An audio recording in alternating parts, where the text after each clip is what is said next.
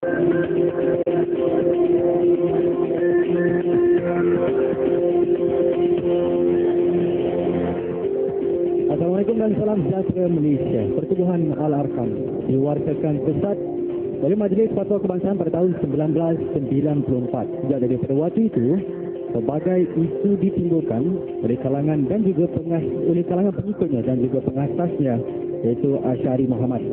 Dan kini setelah pemergian pengasasnya 2 tahun lalu, timbul lagi isu baru dengan penerbitan makalah ataupun risalah teks 2 minggu lalu.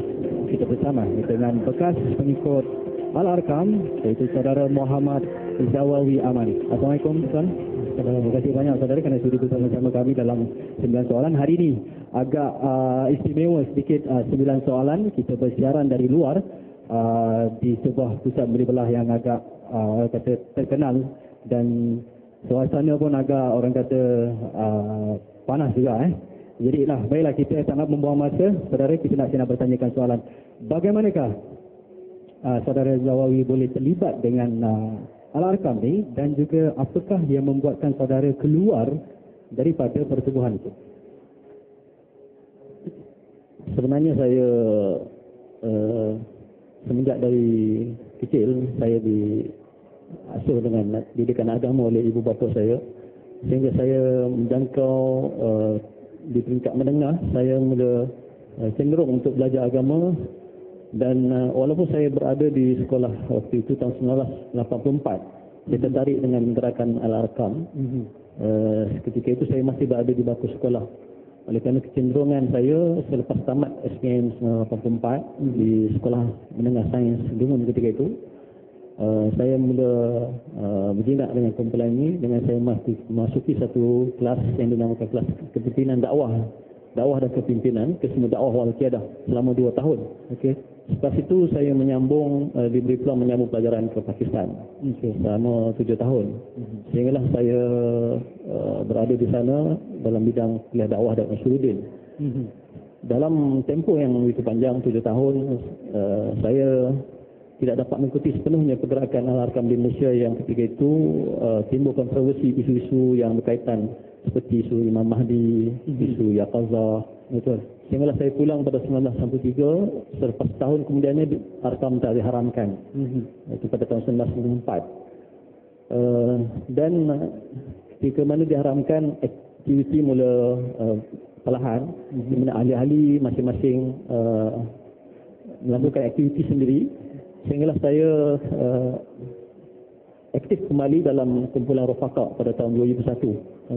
Di mana Rufaqah pun diharamkan pada tahun 2006, 2003 maaf, kerana mengikut fatwa yang sama. Sehinggalah saya pada tahun 2009 saya keluar. Ketika itu bila mana diharamkan pada tahun 2003, mereka telah menukar nama lagi sekali kepada Global Ikhwan Sina Merahat. Sehinggalah sekarang masih belum diharamkan dan aktif dengan menggunakan platform perniagaan. Jadi saya keluar daripada kumpulan Global Ikhwan ini pada tahun 2009. Ketika mana saya bertugas menjalankan pendidikan kumpulan ini untuk ahli-ahlinya, anak-anak ahli yang kurang lebih pada ketika itu dinilai dalam 50 orang. Dan saya keluar kerana tidak berpuas hati dengan beberapa dasar pendidikan yang menyimpang daripada ajaran Islam. Sehinggalah saya membuka pendidikan sendiri, iaitu pusat pendidikan tahfiz saya di Milek. Saudara pernah mendapat liputan media apabila isteri saudara yang masih menjadi pengikut tiga pertubuhan itu dilarikan ke luar negara, sama ada Mesir ataupun Jordan? Ya, saya sebenarnya pada Julai 2011 terpanjat dan dapati isteri saya yang masih tegak dengan kumpulan ini dibawa ke Mesir, bukan ke Jordan, di mana saya pernah membuat liputan akhbar, media-media menceritakan tentang bagaimana mereka sanggup disebabkan saya tidak mengikuti kumpulan, tapi isteri masih mengikuti kumpulan itu. Mereka membawa bersama anak-anak saya selama 3 orang, dan kemudian diikuti dengan seorang lagi, iaitu sehingga 4 orang bergabung dengan anak yang masih berada di sana, dia belajar di Mesir. Jadi 5 orang bersama dengannya sekarang. Setelah setahun saya berusaha mengumpulkan duit, pada 25 Ogos yang lepas, saya dapat menjejaki isteri saya di Mesir. Kerana sebelum itu saya dapat maklumat berada di Mesir sejak daripada tahun lepas. Dan setibanya saya di sana, saya disambut oleh anak saya yang sedang menuntut di sana. Ada 2 orang. Alhamdulillah saya dibawa untuk menginap di Arma, di Dewan Arma, Malaysia, Abbasiyah. Dan saya minta anak saya pergi survey lah di mana tempat sebenarnya mereka berada di Beit Hasanah, iaitu satu nama yang mereka adakan kafe di situ, kedai makan kepada untuk pelajar-pelajar Malaysia.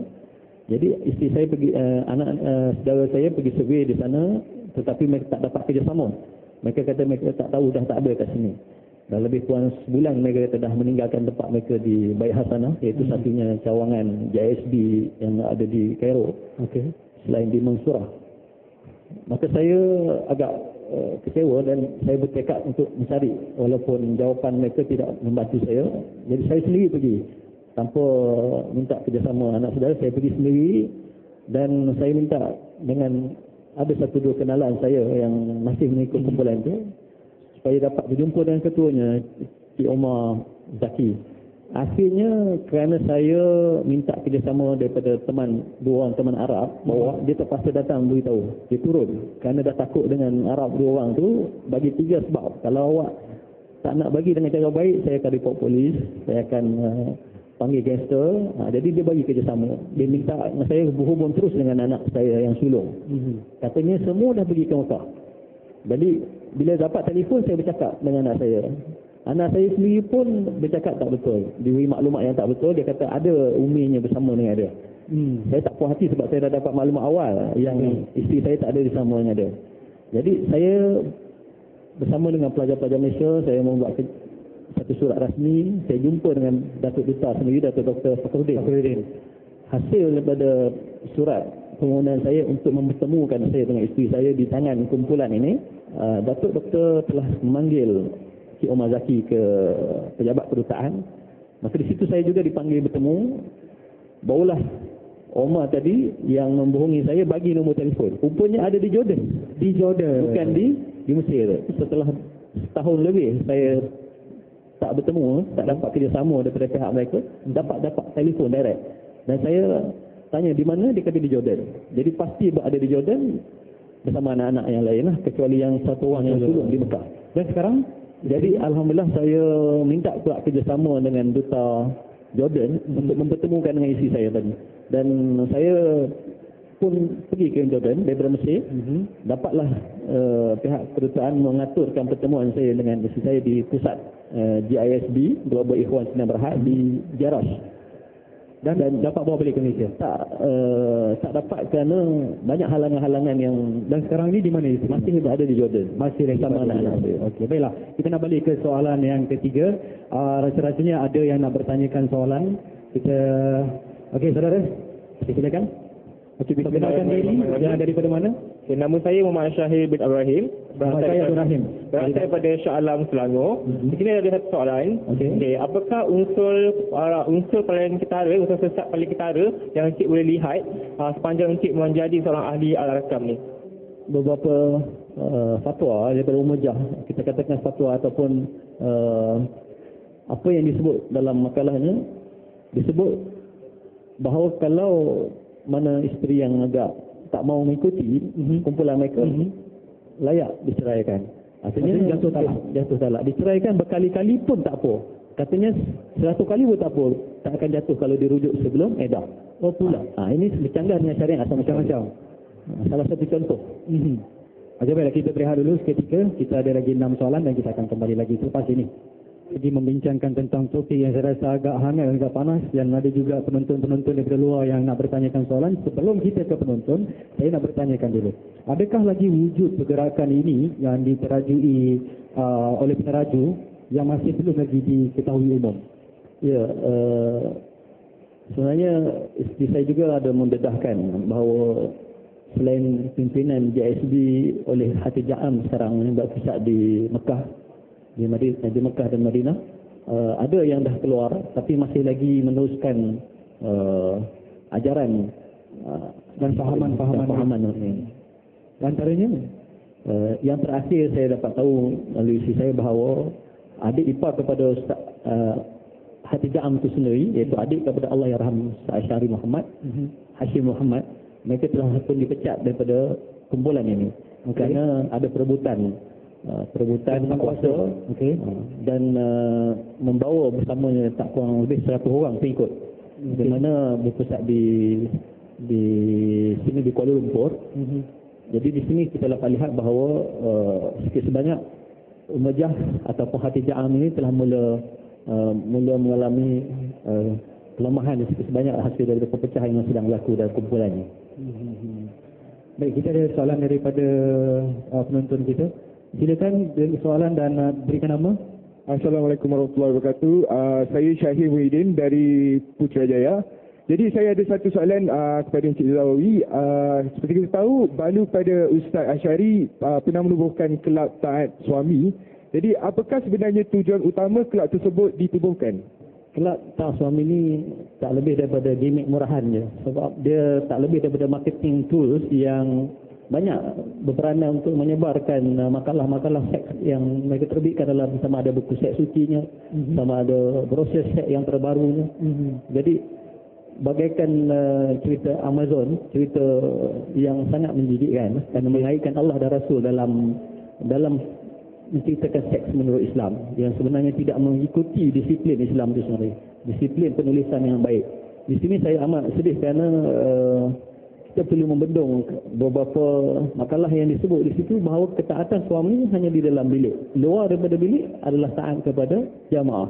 Ini boleh kita lihat sendiri dalam makalah yang diterbitkan oleh Hatijah Am ini yang bertajuk Perutusan dari Abuya untuk Isteri Salihah. Lebih mengelirukan pengikut-pengikut walaupun untuk edaran ahli, tetapi dalam muka surat 6 bab ke-10 disebut bahawa perintah taat suami bila hanya di bilik dan bebas di luarnya, bebas daripada tuntutan perjuangan. Ya, ini adalah sangat bercanggah dengan apa yang diajarkan oleh agama Islam. Di sini pada saya jelas apa yang sebelum saya alami. Isteri saya oleh kerana mengikut ajaran Umayyah sanggup meninggalkan suami, mengutamakan jamaah lebih daripada suami. Itu sebab tu dia lari daripada saudara. Hasil hasutan dan juga ajaran yang menyelimpang daripada agama Islam menyebabkan ahli-ahlinya begitu sanggup meninggalkan syariat Allah, mengutamakan jamaah lebih daripada suami. Mengenai brosur-brosur atau risalah ini merupakan soalan yang ke-6. Risalah-risalah ini bukankah sebenarnya adalah untuk edaran ahli saja? Ya, tapi macam mana saudara boleh dapat semua ini? Kerana saya masih berhubung dengan isteri saya yang asalnya dulu saya dah keluar lebih awal dari 2009, tapi isteri saya masih mengajar di tempat mereka. Banyak makalah-makalah yang saya dapat hasil tulisannya pada saya, walaupun makalah ini untuk ahli, tetapi kalau betul tak mengapa. Kalaulah dia berdasarkan ajaran Islam yang tepat, tidak mengapa untuk ahli maupun untuk orang luar. Tapi kita perlu dedahkan, sebab bagaimana mungkin ajaran yang salah ini terus menerus menekan ahli-ahlinya sehingga sentiasa berada di dalam ajaran yang tidak betul daripada ajaran Islam ya. Seperti mengutamakan suami sepatutnya dia, tapi dia mengutamakan jamaah. Jaga hubungan kekeluargaan, ibu bapa sebagainya, mereka lebih kepada jamaah juga. Tinggal ibu bapa, tinggal kerukunan rumah tangga sehingga mengutamakan kumpulan lebih daripada segala-galanya. Ini yang sebenarnya saya dapat melalui isteri saya, bahawa dia dalam keadaan yang tertekan, dia masih ada halangan-halangan yang dia tak dapat nak keluar. Maka di sini saya sangat berharap melalui pendedahan begini supaya dapat dibawa keluar dan dapat disedarkan, supaya ada pihak-pihak lain yang ketika dapat membawanya keluar daripada kumpulan ini. Halangan yang seperti mana itu sebenarnya? Kalau boleh digambarkan sedikit. Dia lebih kepada doktrin yang menghasut supaya taat suami hanya bila mana mereka berada bersama-sama dalam kumpulan. Kalau ahli dah keluar, kalau suami dah keluar, tinggalkan suami. Kalau isteri yang keluar, ceraikan isteri. Ini satu benda yang sangat bercanggah dari segi Islam. Karena ajaran mereka itu tidak berasaskan kepada apakah suami itu diajak kepada benda yang maksiat, apakah suami tak sembahyang, apakah suami buat benda-benda yang haram.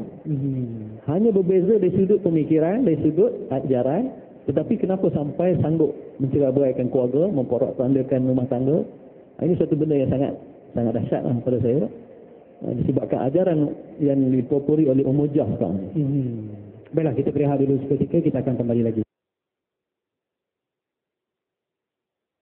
Ingin tak gaya rambut yang sesuai dengan anda? Elite Edgy Effect ada penyelesaiannya. Mudah digaya, mudah dibilang. Ekspresikan diri tanpa batas dengan gaya spiky, shiny wet, wild, wavy look, atau rugged matte. Elite Edgy Effect pastinya untuk gaya yang lebih menyerah. Terima kasih. 3 soalan yang nak ditanyakan untuk melengkapkan 9 soalan kita pada malam ini mengenai tajuk kita adalah mengenai Al-Arqam ini sendiri dengan penerbitan makalah dan juga risalah seks, dan juga kita nak dedahkan sedikit apa yang dilakukan amalan-amalan yang sesat. Jadi bersama-sama kita masih lagi bekas pengikut Al-Arqam iaitu Encik Muhammad Zawawi. Baiklah, saya nak tengok sendiri sebenarnya risalah-risalah ataupun makalah yang diterbitkan tu. Ya, yang paling terbaru sekali yang terbarunya ialah inilah yang saya boleh saya tadi.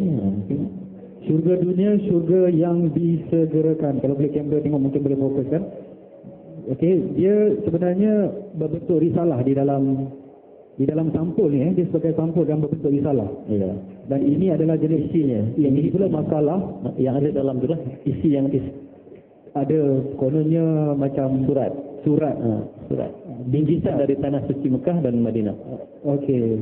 Yang lebih di dalam itu, itu kalau dalam ada bahasa Arab sekali jannatul dunia hiya jannatul ajilah. Ya. Syurga dunia, syurga yang disegerakan. Kita nak ke soalan yang ke-8, soalan yang ke-7.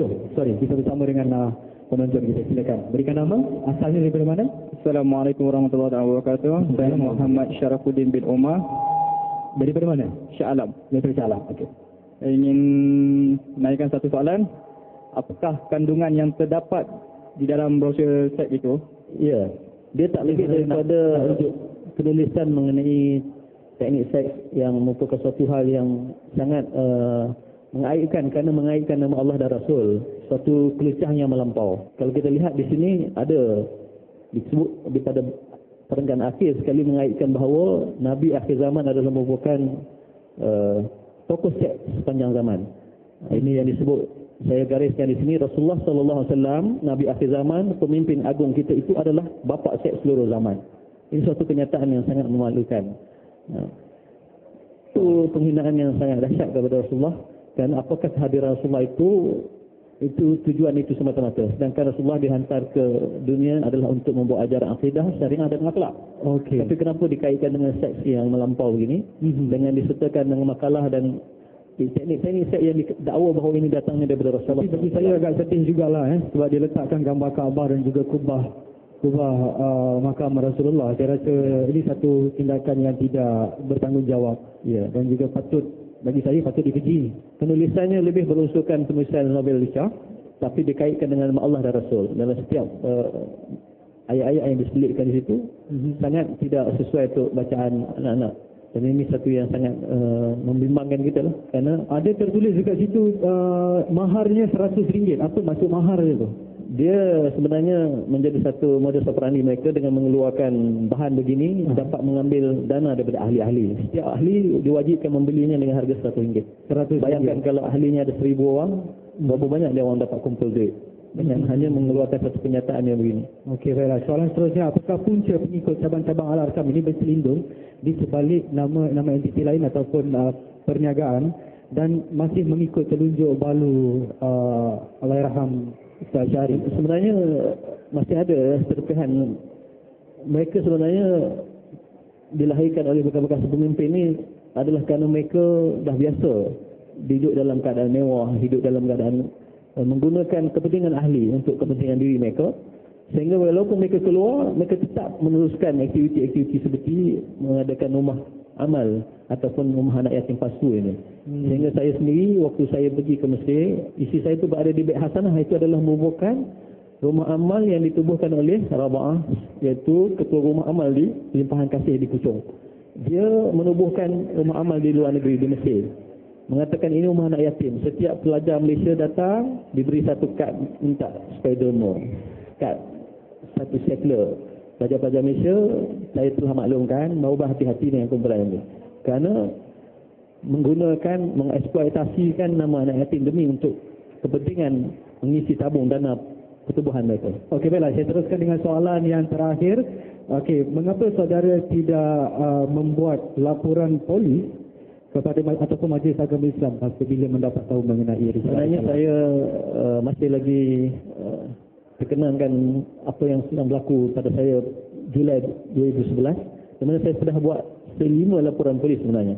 Saya dah buat 5 laporan polis, 1 report kepada Jabatan Agama mengenai pembabitan kumpulan JSB dalam membawa lari isteri saya ke Mesir. Tetapi saya tidak dapat pembelaan yang sebaiknya, di mana mereka mengaitkan itu adalah isu keluarga. Sedangkan saya kata ini adalah isu kumpulan yang mengikut ajaran yang sesat, yang tak betul, membawa lari bila mana saya keluar daripada kumpulan. Bukan sekadar isu keluarga seperti mana isu keluarga biasa, tapi adalah seolah-olah mereka menjulit, mengambil isteri saya dengan mengatakan kepada saya, kalau kamu nak isteri kamu kena ikut balik kumpulan. Kalau kamu nak ikut, kamu ikut balik, saya bagi. Jadi saya dah buat 5 laporan polis. Bayangkan, sampai sekarang ada tindakan yang diambil. Jadi pada saya, apa pun yang saya dedahkan di sini, kalau pun tak dapat tempat, tapi saya tetap juga menimbangkan kepada apa yang sedang berlaku pada isteri saya dalam tekanan dan sebagainya, saya akan dedahkan kepada masyarakat supaya sama-sama menilai di manakah tindakan yang sepatutnya dibuat terhadap kumpulan ini. Baiklah, sebelum kita mengakhiri 9 soalan pada malam ini, saya nak bertanyakan sedikit harapan daripada saudara terhadap pendedahan begini kepada semua ahli-ahli Arkam ataupun umat Islam seluruhnya khususnya.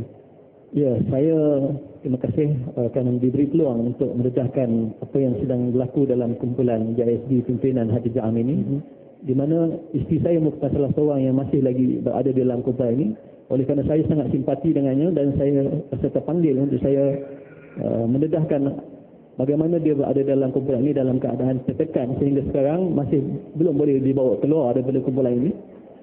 Dan saya berharap pihak berkuasa maupun pihak agama yang bertanggungjawab dengan agama dapat mengambil tindakan sewajar terhadap kumpulan ini. Baiklah, jadi terima kasih banyak-banyak Encik Muhammad Zawawi kerana sudi bersama-sama dalam 9 soalan, dan insyaAllah mudah-mudahan apa yang diperjuangkan diberkati Allah dan sentiasa dalam lindungan Allah, insyaAllah. Baiklah, kepada anda yang setia bersama kami daripada awal rancangan hingga ke akhir ini, terima kasih juga saya ucapkan kerana setia, dan kita akan berjumpa lagi pada minggu hadapan pada waktu dan hari yang sama. Saya Assalamualaikum dan selamat malam.